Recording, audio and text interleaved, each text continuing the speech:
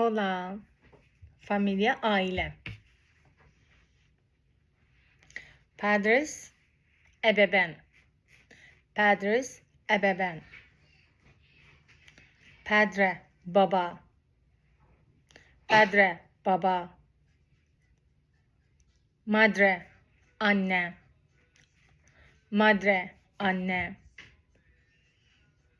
Hermano, erkek kardeş. Hermano, erkek kardeş. Hermana, kız kardeş. Esposo, eş, koca yani. Esposa, karısı, eş. Hijo, oğlum. Hijo, oğlum. Hija, kızım. Hija, kızım.